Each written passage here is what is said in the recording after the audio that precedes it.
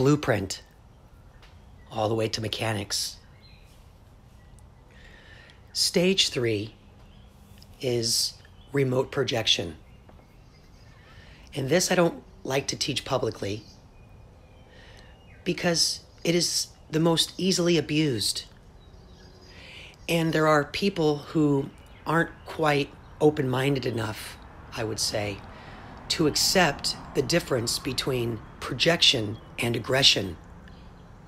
They have no way of delineating the difference when performing this because in reality, they have been trained to be warriors and fighters. And there is an active position that takes domination over one's life.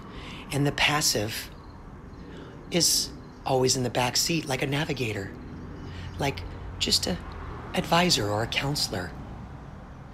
And when you structure your life in such a way where there is a leader and there is a follower, where there is a pilot and there is a navigator, it separates authority. And through that separation of authority, there grows a third force called aggression. So I don't teach publicly remote projection because this is the result for those who, in my opinion, should take their time and be patient. But that is a whole other story. To get into the blueprint, I'd like to share with you what I mean when I say blueprint on the past videos, to lend some clarity to things, because you'll know that I spend a lot of time talking about triangulation, and hopefully you guys are performing that in your practices and your protocols as well.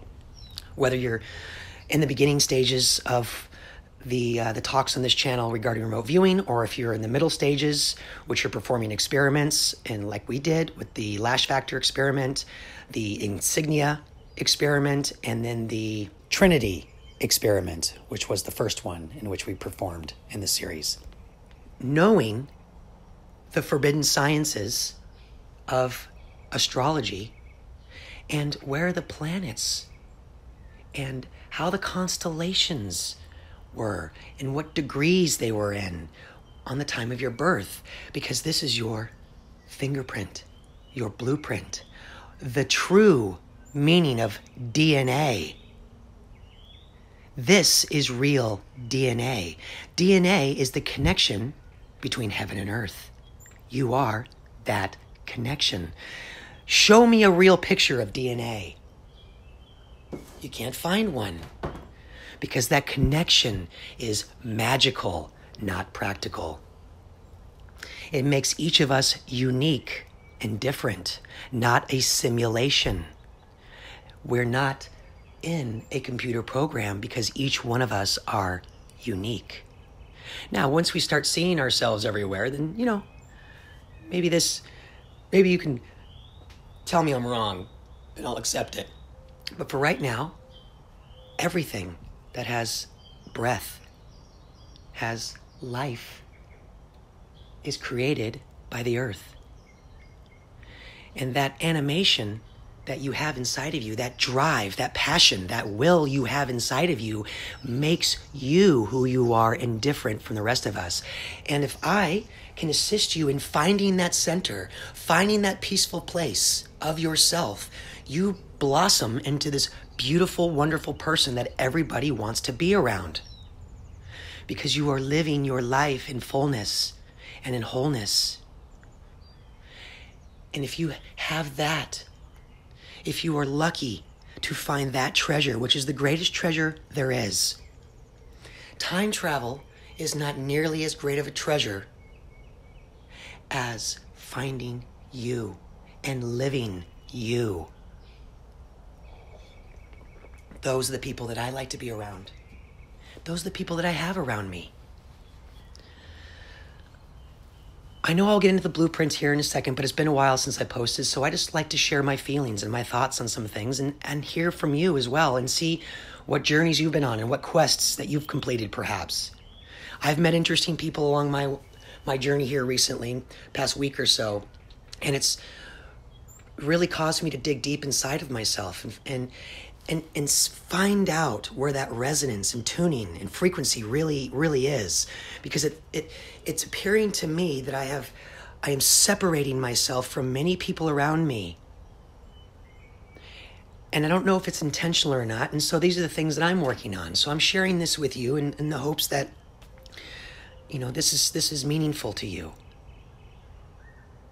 because it's meaningful to me, and this channel's meaningful to me because the people I've met here I care greatly about.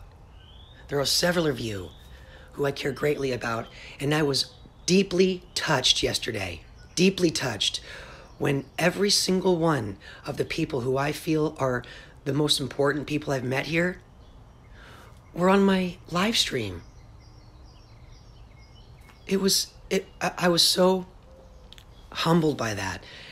And so I thought I'd get on here and, I don't know, just share some ideas with you about your blueprint, because this is actually the foundational part of how you connect in your timelines.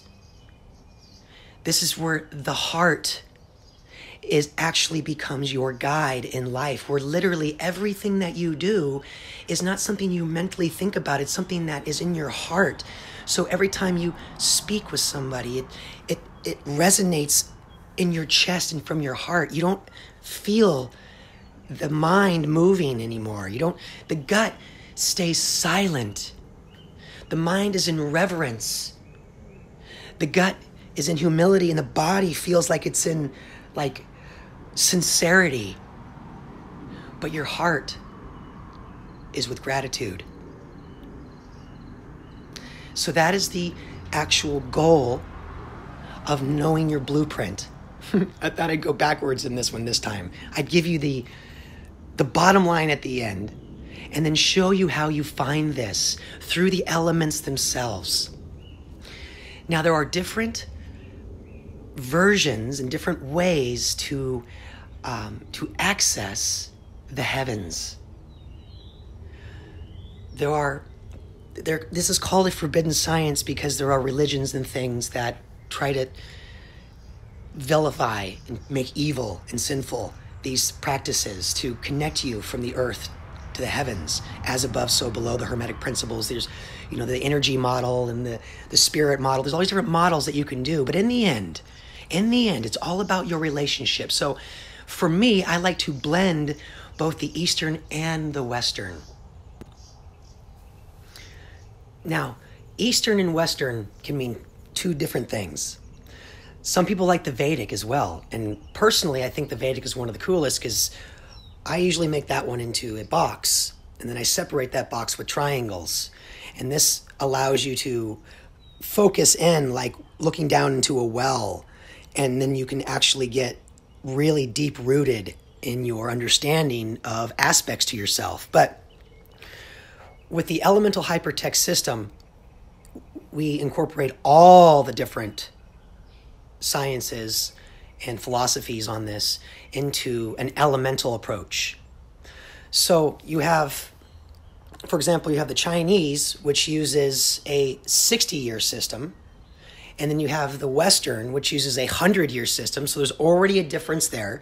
So it's important when you use the elemental system to find where that equilibrium, where that balance between those two are. So it's kind of like a mathematical thing that you're doing, especially when you're dealing with the heavens. It's very specific and very detailed.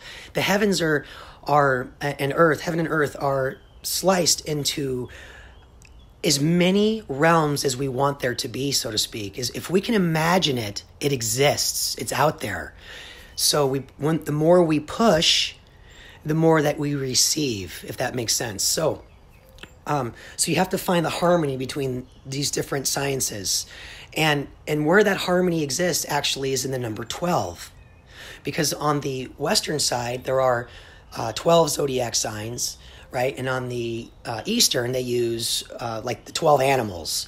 And they also recycle their houses every 12 years as well.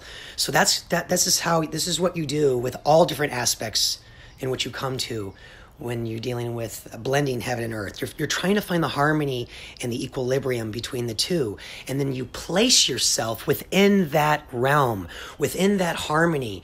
And how remote projection works is you can pinpoint those harmonic resonance points by using this technology of blending the heaven and earth and finding those connected points. I call that the nexus.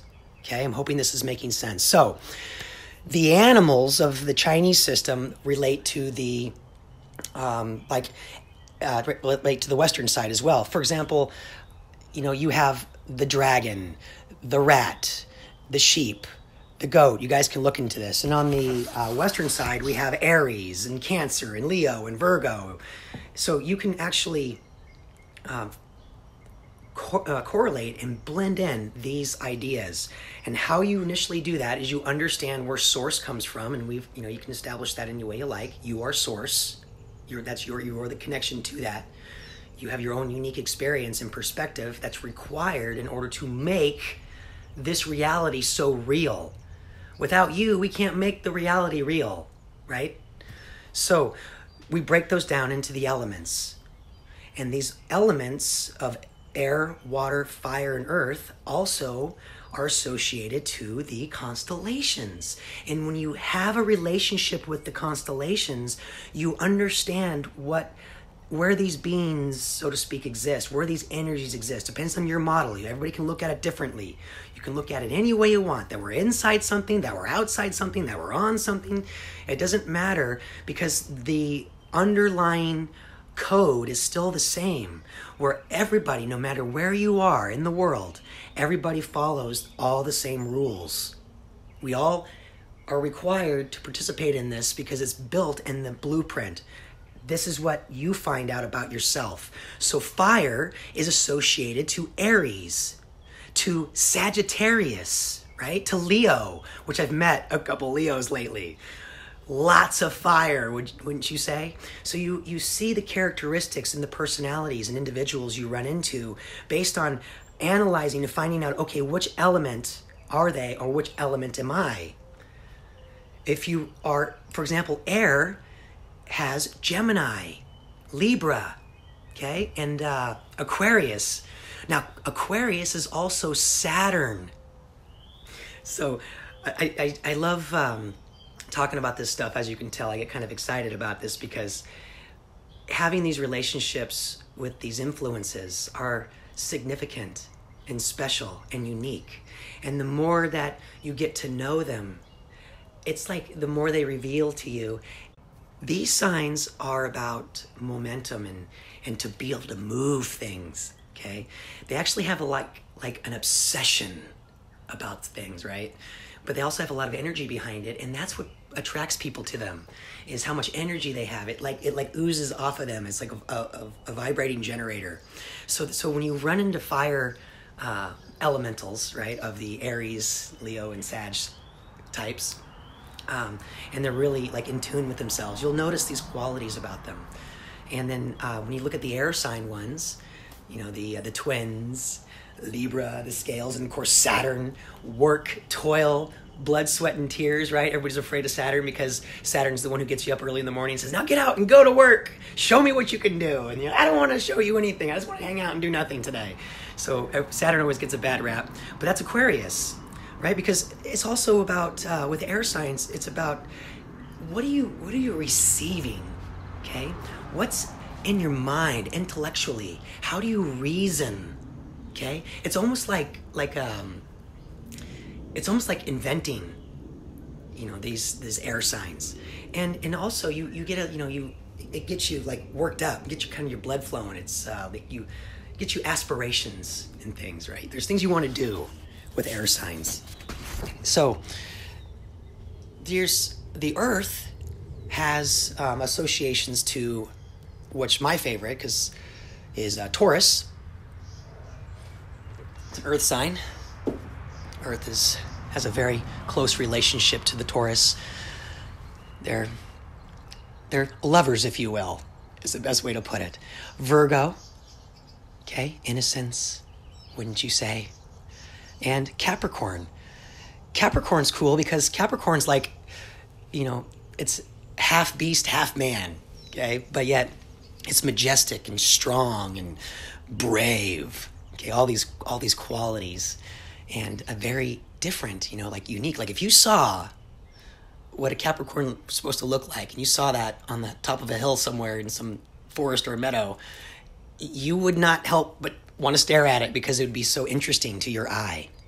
So earth signs are characterized by function and form, right? The structure of it all. Very practical, strong, hard to move around, right? They don't. Some people call that they're stubborn, stuff like that. So those are earth signs. So when you find people like that, you'll see those kind of characteristics in them. Or if you are one of these, you'll see that in yourself. And the reason why I share this with you is because even though these are generalities for people, what matters is that it's part of your blueprint. So you accept it, reject it, you work on it, you don't work on it, you party with it, you throw it away, you cut it up, whatever it is you want to do, you love it, you hug it, do whatever it is you want to do with these characteristics that you have, these qualities for some, okay, and quantity for others. Some people have a little more than they need to. It's so funny because I had a conversation with a guy who I really, really liked. I really liked this guy. And his first question, okay, what is ego? I love this. I love this question. The fact that people are asking these questions is I think, really reassuring. And it shows a level of maturity. Anyway, let's go to the water signs. Water signs are the ones that seem to be in my life the most, which teaches me patience and things like that as well. But water signs are Cancer. Okay, Scorpio is a water sign, which is interesting because you find scorpions in the desert. I think those are important things to think about. And Pisces is also a water sign. And we just left the age of Pisces, and now we're in the age of Aquarius. Okay? So it depends on your structure. Depends on how you view the heavens.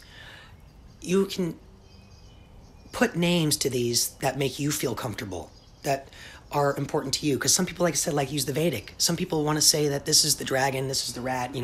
That's fine. Each of us have our own unique process.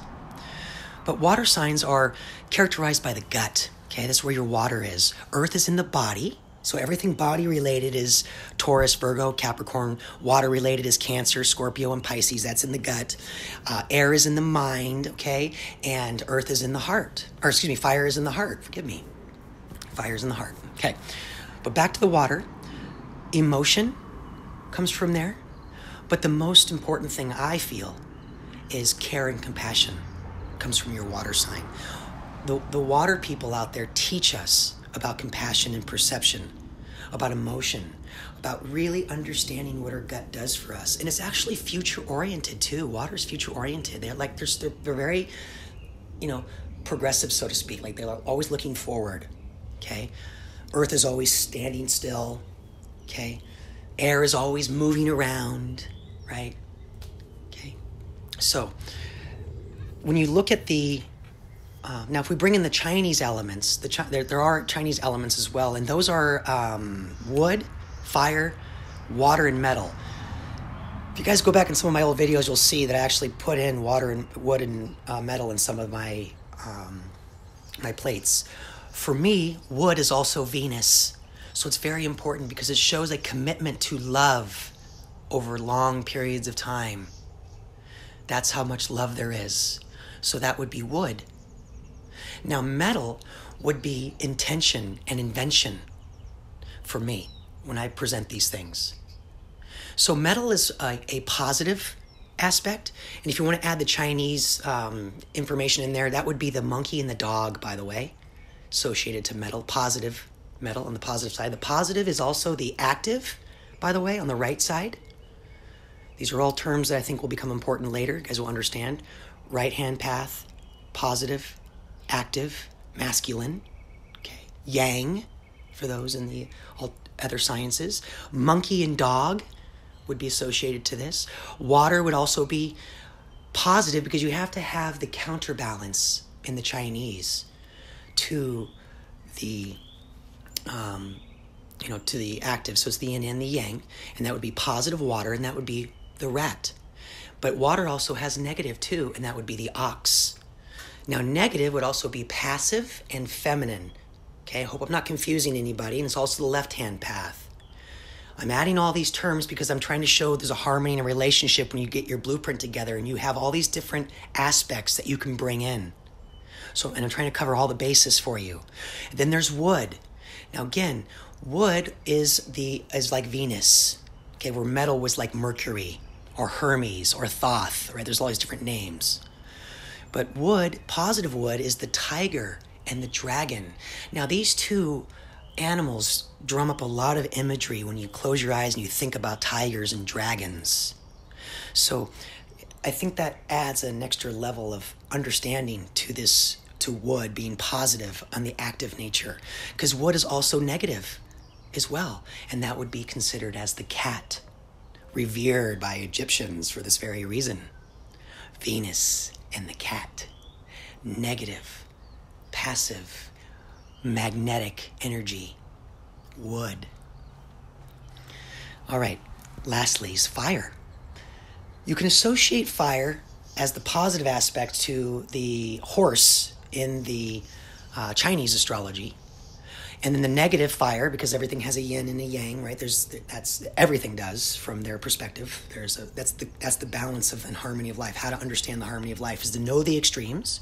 To know the extremes, we'll know where to land between the extremes in time, because it's not always about being in the middle at the balance point. It's about where do you want to be. How do you want to tip the scales, or do you really want to be just in balance right between it all? You have that choice. By knowing the extremes, you can choose your timing. This is remote projection, okay? Now, the positive is the horse. The negative would be the teacher of this science, the snake, and the goat. Other aspects that we add in the elemental system are the planets. The planets play such an important role in the influences of everyday life. Inside of you and outside of you, these influences are always changing the dynamics in which we find ourselves in. When we wake up every day, we do have like a different feeling about the day than the day before if we're sensitive enough to it. It really doesn't feel exactly the same. And that's where the planets come in, is to add that nuance.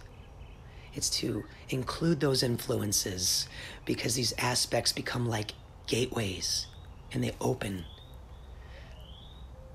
The more of that influence is happening between the planets and between you and between your residents from your blueprint to them, when these things align up, things change within you.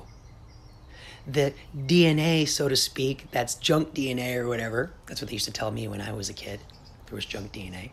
These things become activated like gateways, and they open, because there is an internal world and an external world, right? And the planets provide us that differential. And they attune to us, and they have relationships with us, and they are at our command.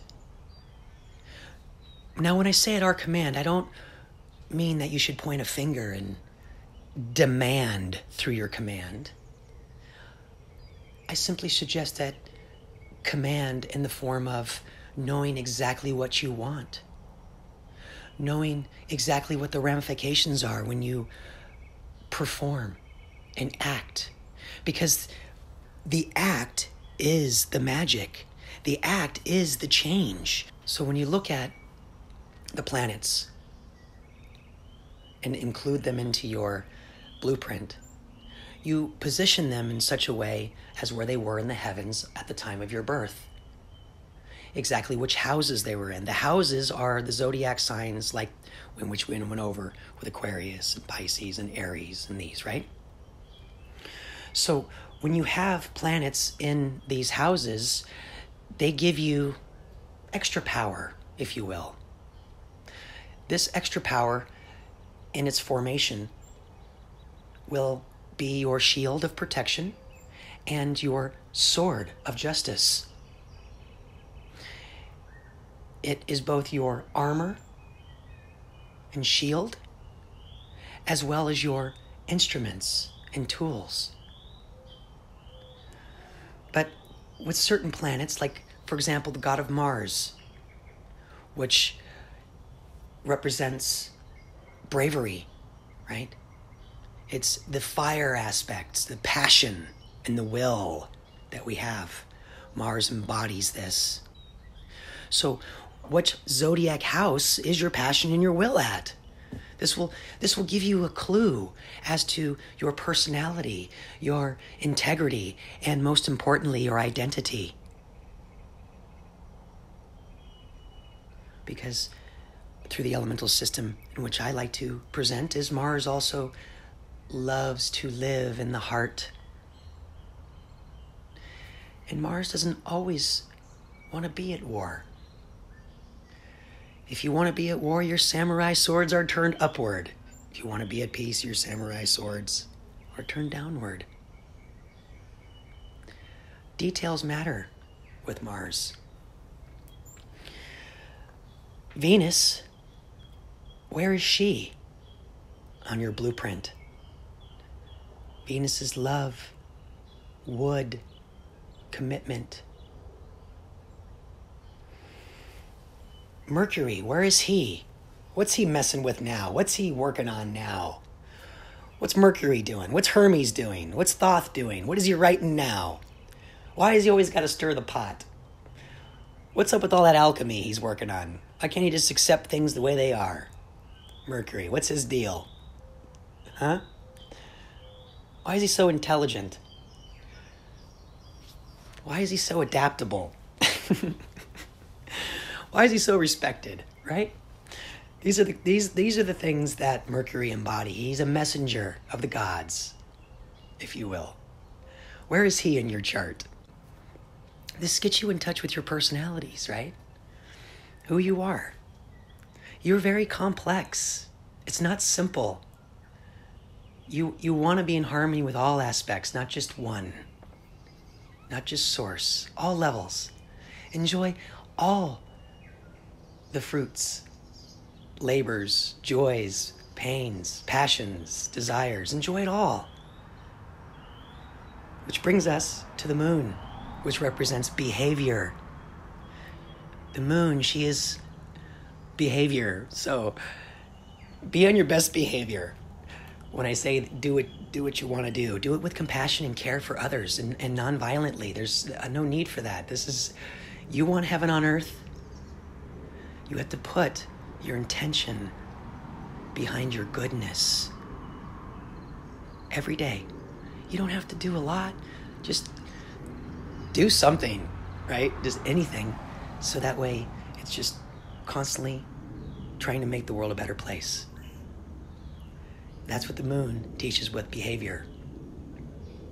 And her food's amazing as well, right? Then you have the sun. Now the sun is your attitude towards things. You have a bad attitude or you have a good attitude? Or do you have an indifferent attitude? What is your attitude? The sun will give that to you. So the moon will give you your behavior, and the sun will give you your attitude. You guys can go look on the channel. I do sun eater. I'm a sun eater. I don't know if you guys know what a sun eater is, but that's part of a meditation I do in the mornings, especially on specific days and on days when they're not blowing lines over my head, right? I don't want to breathe that stuff in. Next we will, what else? Okay, Saturn. Saturn I talked a little bit about already. Get to know Saturn. Saturn is your legs, okay? Your legs. Feel Saturn. Feel that. Feel what Saturn does for you. Push Saturn into the ground like roots. Move it around. It takes you places. It makes you work hard. Saturn does this. Whips you into shape. Okay, I love that one. That's my favorite one. So don't give Saturn a bad rap because it's your body. If you demonize Saturn, you're demonizing your body. Your body. This beautiful creation in which you have put together through the elements. Why? Look how gorgeous you are. Look at what you can do. Have you ever look at what people can do with these things?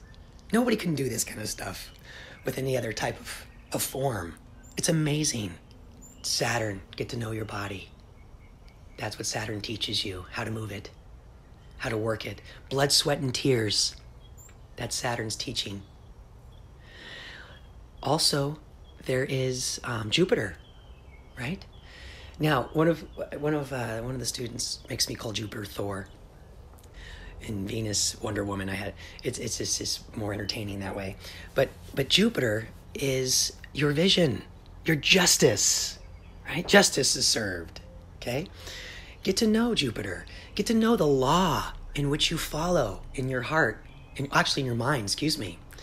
Heart is for me is Mars, but everybody's different. Like I said, you program your own realities this way. Jupiter is in the mind. It's intellect, it's reason. You have to have a reason to be courageous. You have to have a reason to be brave. Men are brave. Famous line from Batman, who actually represents Saturn in one of my students I was mentioning. So Batman's a favorite, right? And one of his lines is, "You're not brave. Men are brave." Anyway, next is Uranus. Uranus, or Thanos, is obligation. All right, he's the father of all, so to speak, the grand creator, and in this planetary model, so to speak, he's Saturn's dad. He's Anu, okay, the great Anunnaki, okay, their whole hierarchy, if you will. He's big daddy, big papa. And then there is Neptune. Now Neptune, she is one of the most important because she is about care and compassion, and again, she's in the gut. And you have to have this good relationship with the gut. Look at your gut. What does it look like to you? What do you feed Neptune? How beautiful is the water? How clean and pure? What kind of life lives in your future? In your bio? Okay? This is an important relationship because there's a lot of time spent in the world crushing this aspect to ourselves, removing this. There are cartoons that exist that the mother is always dead, Neptune. She's always, she's absent, she's gone, she's in, something's wrong there. It's a reoccurring theme to have this missing, this care and compassion. That's what Neptune's responsible for. Okay? Then I think that, and Pluto. Can't forget Pluto. Where is Pluto in your chart? Where is that relationship happening for you with Pluto? Pluto is your reproductive system. In fairy tale land, they like to make Pluto a dwarf. I find this so funny. This is a way for them to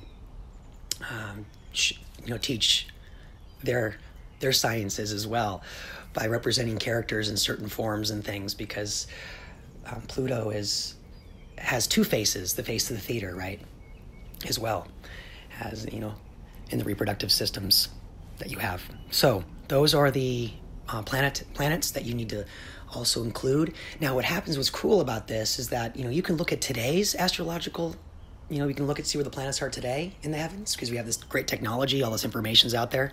You can look up there and find out where they are today, and then look at your chart, and you can compare them, and you can see kind of like what things are in harmony with yourself today. It's like, oh, look, Mars is in Taurus, and right now Mars is in Taurus, or whatever the case may be, and you're like, oh, cool, sweet. Therefore, now you are, that's an aspect that's really powerful for you right now. And if you feel that you're lacking in the heart area or in passion or in will, then you can actually cool, because that gate is open for me right now. I can really gather trueness. I can really gather evidence of this and integrate it into myself. And then I can work on those if I want to. And by the way, you don't have to work on any of these things. You can just come here and party and play if you want to. You can come back here and do whatever it is you want to do. If you want to work on stuff, you can. That's what this is designed to do. This system is designed to give you a way to record your growth patterns that is consistent, evidentiary, and you can plot out your basically your future and best ways to maneuver yourself through event timeline management because you have such a strong understanding of your blueprint. In other words, you're organized. So when we talk about the element of air being in the mind, being reason and intellect, the element of fire being in the heart, being will and passion, the element of water being in the gut, being emotion and feelings, the element of earth being in the body, which is movement and action. This is important to understand in your matrix when you move into the world, and this is how you encrypt all of life experiences through timeline management, because you know where you left everything, you know where everything's presented, and you know where the trends lead and what connections there are. Think of it like an internal internet. The internet is exactly what you do right now. Science calls it the neural net, the neural, your in your mind, in your brain, but your neural is all through your body. You are a transmitter and a receiver, in other words, and there's qualities to that. So you can break these down even further into what I call the Trinity, because I talk a lot about the Trinity and things. This is really important to me because it's how you triangulate. So you have like Aries, you have Cancer, you have Libra, you have Capricorn, which gives you this really massive and dynamic aspects to your signs. It makes you very sure of your thoughts and your feelings, because it's cardinal. It's the cardinal aspect of the Trinity. So it's cardinal, fixed, and mutable. And I'll go into each of those actually. That's the Trinity: cardinal, fixed, and mutable. And these are the cardinal aspects. That would be Libra, Capricorn, Cancer, and Aries. All right, and that gives you that active, energetic aspects. Now the fixed signs are, like I said, like the Taurus, the bull was very, they're stubborn, they're fixed in the ground like a flagpole, okay, where cardinal's at the top of the flag, right? And then mutable will be the movement around it, like the shadows too. Okay, so fixed would be the Scorpio, Taurus, Leo, and Saturn, Aquarius. And that part is where you find purpose. What is purpose to you? What is joy to you? Okay? That's what the fixed is designed to do, is what makes you happy, guys. You know what you really want. And so the fixed signs are designed to give you that conscientious approach to getting those things for you. Okay?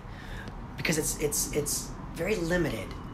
In other words, you got to know the right phone number in order to get what you want, because there's lots of stuff out there that distract the bull, right? For example, you're grazing, and then look over there, and and next thing you know, you're 10 miles down the road. You don't even know how you got there because you've just been grazing the whole time. So that's how you control the fixed aspects, but you don't want that. You want to be able to be conscientious and conscious of all your decisions and what it is you are eating, so to speak, on these fixed signs of the Scorpio, Leo the lion, Scorpion, right? Scorpio, Aquarius, Saturn, and then Taurus the bull. So these are really concrete signs here. And then lastly is the mutable signs, which is the water part of it, right? With the movement, which is Gemini, Pisces, Virgo, and the Sag. And, adapting, harmonizing, communicating. These are the things that the mutable signs are important. Now, if you're one of these signs, you'll understand these aspects to yourself, and they are different from each other. So you can't just say, oh no, it's so general, it's so vague. It really isn't, because when you incorporate all these different aspects, you'll see that there's a combination and a complexity that starts building. And through that complexity, you realize it is unique. It is different. Each one of us are very different, like snowflakes. I love that one, because when you use timeline management and you do time travel, we actually use memes to find the positions in which we want to insert ourselves in those timelines. And the memes is the time traveler's trick.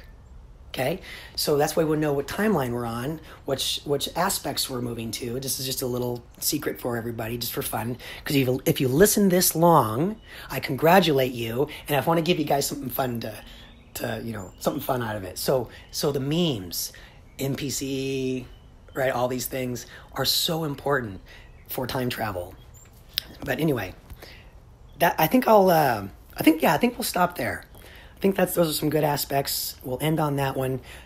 Have that relationship with your planets. Know where they are when you were born, right? Pull your charts. Find out where you were, where these things are. Understand what each house represents emotionally and through attitude. And you can start building relationships with these. And that way, eventually, if you get good enough at it, you can just every day, you just gotta, sit and just think about it. I look at the sun, whatever it is you guys like to do, and you can actually figure out where the planets already are based on the emotional feelings in which you're receiving when you wake up in the morning. You're kind of like, oh yeah, okay. All right, obviously I got to work on communication today, right? Whatever the case may be. You'll start tuning yourself to all of this. Thanks everybody for listening this long. I do appreciate it. This is what we're learning in the remote projection aspects to it. And again, I want to warn you, and do not, if you do practice these things, aggression is not projection.